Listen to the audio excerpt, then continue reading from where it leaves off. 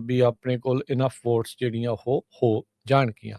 House ਨੂੰ ਇਹ ਜਿਹੜਾ ਰੀਅਪਰੂਵ ਕਰਨਾ ਪੈਣਾ ਹੈ ਪੈਕੇਜ ਆਫ ਬਿਲਸ, ਕਿਉਂਕਿ ਸੈਨੇਟ ਨੇ ਡਿਪਾਰਟਮੈਂਟ ਆਫ ਹੋਮਲੈਂਡ ਸਿਕਿਉਰਿਟੀ ਦੀ ਜਿਹੜੀ ਫੰਡਿੰਗ ਆ ਉਸ ਨੂੰ ਰਿਮੂਵ ਕਰ ਦਿੱਤਾ ਸੀਗਾ ਤੇ 2 ਵੀਕ ਦਾ ਜਿਹੜਾ ਸਟਾਪ ਕੈਪ ਫੰਡਿੰਗ ਸੀ ਉਸ ਦੇ ਵਿੱਚ ਲਗਾਈ ਗਈ ਸੀਗੀ। ਸੋ 1 ਤਰੀਕ ਤੋਂ 31 ਦੀ ਰਾਤ ਤੋਂ ਇਹ ਜਿਹੜੀ ਗਵਰਨਮੈਂਟ ਸ਼ਟਡਾਊਨ ਆ ਹੋ ਚੁੱਕੀ ਹੋਈ ਆ ਤੇ ਹੁਣ ਉਸ ਨੂੰ ਮੁੜ ਬਹਾਲ ਕਰਨ ਦੇ ਲਈ ਗੱਲ ਕੀਤੀ ਜਾ ਰਹੀ ਆ। ਕੱਲ ਰਾਸ਼ਟਰਪਤੀ ਟਰੰਪ ਹੁਣਾਂ ਨੇ ਟਵੀਟ ਕੀਤਾ ਸੀਗਾ, ਡੈਮੋਕ੍ਰੇਟਸ ਨੂੰ ਵੀ ਸੰਬੋਧਨ ਕਰਦੇ ਹੋਏ ਕਿਹਾ ਵੀ ਤੁਸੀਂ ਇਸ ਵਾਰ ਜਿਹੜੀ ਸਰਕਾਰ ਆ ਉਸ ਨੂੰ ਚਾਲੂ ਕਰੋ ਤੇ ਅਸੀਂ ਗੁੱਡ ਫੇਥ ਦੇ ਵਿੱਚ ਜਿਹੜੀ ਨੈਗੋਸ਼ੀਏਸ਼ਨ ਆ, ਜਿਹੜੀਆਂ ਗੱਲਾਂ ਦੇ ਉੱਤੇ ਚਰਚਾ ਹੋਈ ਆ ਉਸ ਨੂੰ ਅੱਗੇ ਜਿਹੜੀ ਉਹ ਗੁੱਡ ਫੇਥ ਦੇ ਵਿੱਚ ਵਧਾਵਾਂਗੇ। ਸੋ ਮਾਈਕ ਜੌਨਸਨ ਆਪਟਿਮਿਸਟਿਕ ਜਿਹੜੇ ਉਹ ਨਜ਼ਰ ਆ ਰਹੇ ਨੇ ਵੀ ਜਿਹੜਾ 3 ਦਿਨ ਦਾ ਪਾਰਸ਼ਲ ਸ਼ਟਡਾਊਨ ਆ ਉਹ ਅੱਜ ਕਿਤੇ ਨਾ ਕਿਤੇ ਖਤਮ ਹੋ ਜਾਵੇਗਾ। ਹਾਊਸ ਦੇ ਜਿਹੜੇ ਡੈਮੋਕ੍ਰੇਟ ਪਾਰਟੀ ਵੱਲੋਂ ਹਕੀਮ ਜੈਫਰੀਜ਼ ਆ ਉਹਨਾਂ ਨੇ ਜੌਨਸਨ ਹੁਣਾਂ ਨੂੰ ਕਿਹਾ ਆ ਵੀ ਕਹਿੰਦੇ ਵੀ ਪ੍ਰੋਸੀਜਰ ਦੇ ਨੂੰ ਐਡਵਾਂਸ ਕਰਨ ਦੇ ਲਈ ਉਹ ਰਿਪਬਲਿਕਨਸ ਦੀ ਮਦਦ ਨਹੀਂ ਕਰਨਗੇ। ਗਵਰਨਮੈਂਟ ਫੰਡਿੰਗ ਕਹਿੰਦੇ ਵੀ ਜਿਹਦੇ ਅੰਦਰ ਹੋਣ ਵਾਲੀ ਆ।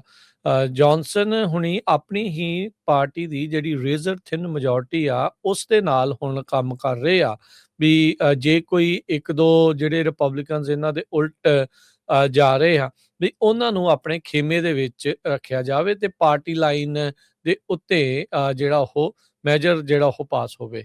ਇਸ ਮੌਕੇ ਜੇ ਦੇਖਿਆ ਜਾਵੇ ਤਾਂ ਸਪੀਕਰ ਜੌਨਸਨ ਸਿਰਫ ਇੱਕ ਰਿਪਬਲਿਕਨ ਉਲਟ ਵੋਟ ਪਾਵੇ ਤਾਂ ਉਹਨਾਂ ਦਾ ਸਰ ਸਕਦਾ ਆ। ਜੇ ਦੋਵਾਂ ਨੇ ਉਲਟ ਵੋਟ ਪਾਤੇ ਹੀ ਤਾਂ ਇਹਨਾਂ ਦਾ ਇਹ ਜਿਹੜਾ ਬਿੱਲ ਆ ਗਵਰਨਮੈਂਟ ਸ਼ਟਡਾਊਨ ਨੂੰ ਸੇਵ ਕਰਨ ਵਾਲਾ ਖੋਲਣ ਵਾਲਾ ਉਹ ਵਿੱਚੇ ਹੀ ਰਹਿ ਜਾਵੇਗਾ।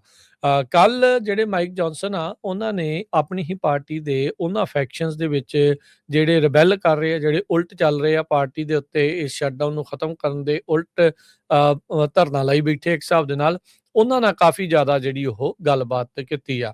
ਜਿਹੜੇ ਕੰਜ਼ਰਵੇਟਿਵ ਲਾਇਰਸ ਆ ਲਾਅ ਮੇਕਰਸ ਆ ਸੌਰੀ ਉਹ ਮੰਗ ਕਰ ਰਹੇ ਆ ਵੀ ਜਿਹੜਾ ਵੋਟਰ ਆਈਡੀ ਬਿੱਲ ਜਿਸ ਨੂੰ ਸੇਵ ਐਕਟ ਆਖਿਆ ਜਾ ਰਿਹਾ ਆ ਵੀ ਉਹ ਇਸ ਦੇ ਵਿੱਚ ਭਰਾਵਾ ਪਾਸ ਕਰਾਓ ਨਾਲ। ਸੋ ਨਾਲ ਦੇ ਨਾਲ ਬਿੱਲ ਜਿਹੜਾ ਸੇਵ ਐਕਟ ਆ ਉਹ department of defence, treasury, state, health, human services, labour, housing, urban development, transportation, education ਇਹਨਾਂ ਸਾਰੇ ਮਹਿਕਮਿਆਂ ਨੂੰ 30 ਸਤੰਬਰ ਤੱਕ ਰਾਸ਼ੀ ਜਿਹੜੀ ਆ ਉਹ ਮੁਹੱਈਆ ਕਰਾਊਗਾ ਪੂਰੇ ਫਿਸਕਲ ਅਰਥਚਾਰੇ ਦਾ ਜਿਹੜਾ ਸਾਲ ਹੁੰਦਾ ਆ ਉਸ ਦੇ ਹਿਸਾਬ ਦੇ ਨਾਲ।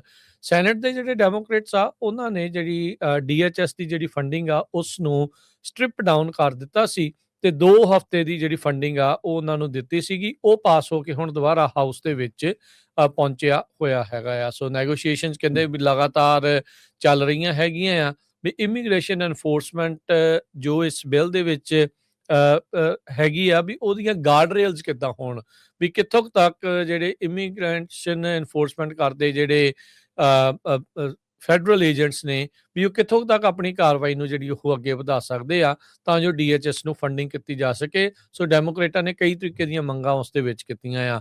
ਕੱਲ ਕ੍ਰਿਸਟੀ ਨੋਇਮ ਨੇ ਐਲਾਨ ਕਰ ਦਿੱਤਾ ਸੀਗਾ ਵੀ ਮਿਨਿਆਪੋਲਿਸ ਦੇ ਵਿੱਚ ਜਿੰਨੇ ਵੀ ਡਿਪਾਰਟਮੈਂਟ ਆਫ ਹੋਮਲੈਂਡ ਸਿਕਿਉਰਿਟੀ ਦੇ DHS ਦੇ ਆਈਸ ਦੇ ਫੈਡਰਲ ਏਜੰਟਸ ਆ ਉਹਨਾਂ ਸਾਰਿਆਂ ਨੂੰ ਜਿਹੜੇ ਬੋਡੀ ਕੈਮਰੇ ਆ ਉਹ ਲਗਾਏ ਜਾਣਗੇ ਤਾਂ ਜੋ ਉਹਨਾਂ ਦੀਆਂ ਇੰਟਰੈਕਸ਼ਨ ਜੋ ਕਮਿਊਨਿਟੀ ਦੇ ਨਾਲ ਆ, ਜੋ ਪਬਲਿਕ ਦੇ ਨਾਲ ਆ, ਉਹਨਾਂ ਨੂੰ ਕੈਦ ਕੀਤਾ ਜਾ ਸਕੇ। ਹਾਊਸ ਸਪੀਕਰ ਮਾਈਕ ਜੌਨਸਨ ਨੇ ਉਹ ਡੈਮੋਕ੍ਰੇਟਸ ਦੀ ਜਿਹੜੀ ਡਿਮਾਂਡ ਹੈਗੀ ਆ ਉਸ ਨੂੰ ਰਿਜੈਕਟ ਕਰ ਦਿੱਤਾ, ਜਿਹਦੇ ਵਿੱਚ ਉਹਨਾਂ ਨੇ ਇਹ ਕਿਹਾ ਸੀ ਵੀ ਜੋ ਇਮੀਗ੍ਰੇਸ਼ਨ ਕਸਟਮ ਇਨਫੋਰਸਮੈਂਟ ਦੇ ਏਜੰਟਸ ਆ ਉਹਨਾਂ ਨੂੰ ਜੁਡੀਸ਼ੀਅਲ ਵਾਰੰਟ ਜਿਹੜੇ ਆ ਉਹ ਲੈਣੇ ਚਾਹੀਦੇ ਹੈਗੇ ਆ ਪਹਿਲਾਂ ਕਿਸੇ ਨੂੰ ਵੀ ਜਦੋਂ ਫੜਨਾ ਹੈਗਾ ਉਦੋਂ ਪਹਿਲਾਂ। ਪਰ ਜੋ ਜੌਨਸਨ ਆ ਉਹ ਕਹਿੰਦੇ ਵੀ ਇਹ ਕੰਮ ਹੋਣ ਵਾਲਾ ਨਹੀਂ ਹੈ, ਇਹ ਅਨਵਰਕੇਬਲ ਪ੍ਰਪੋਜ਼ਲ ਹੈਗਾ, ਸੋ ਅਸੀਂ ਇਸ ਡਿਮਾਂਡ ਨੂੰ ਰਿਜੈਕਟ ਕਰਦੇ ਹੈਗੇ ਆ। ਡੈਮੋਕ੍ਰੇਟਸ ਕਹਿੰਦੇ ਵੀ ਉਹ ਇਹ ਕਰਨਾ ਚਾਹੁੰਦੇ ਹੈਗੇ ਆ ਵੀ ਇੱਕ ਨਵੀਂ ਲੇਅਰ ਵਾਰੰਟ ਦੀ ਰਿਕੁਆਇਰਮੈਂਟ ਜਦੋਂ ਆਈਸ ਵਾਲੇ ਫੜਨ ਜਾਂਦੇ ਆ ਤੇ ਕਹਿੰਦੇ ਬੰਦੇ ਅੰਦਰ ਜਾ ਕੇ ਲੁਕ ਜਾਂਦੇ ਆ ਤੇ ਅਸੀਂ ਉਹਨਾਂ ਨੂੰ ਅੰਦਰੋਂ ਫਿਰ ਕੱਢ ਨਹੀਂ ਸਕਦੇ ਹੈਗੇ। ਸੋ ਇਸ ਕਰਕੇ ਜੋ ਇਹਦੇ ਉੱਤੇ ਅਸੀਂ ਵਰਕਆਊਟ ਨਹੀਂ ਕਰ ਸਕਦੇ, ਕਹਿੰਦੇ it's never going to go along with adding entirely new layer of judicial warrants।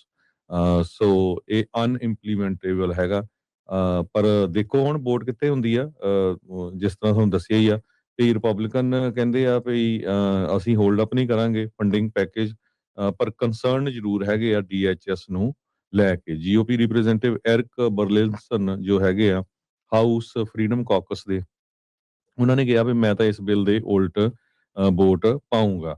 Representative Nicole ਮੈਲੀਓਟੈਕਿਸ ਜੋ ਹੈਗੇ ਆ ਨਿਊਯਾਰਕ ਦੇ, ਉਹ ਵੀ ਕਹਿ ਰਹੇ ਆ ਵੀ ਜੋ ਡੈਮੋਕ੍ਰੇਟਸ ਦੀ ਡਿਮਾਂਡ ਆ ਉਹ ਬਿਲਕੁਲ ਸਹੀ ਹੈਗੀ ਆ, ਅਸੀਂ ਉਹਦਾ ਸਾਥ ਦੇਵਾਂਗੇ।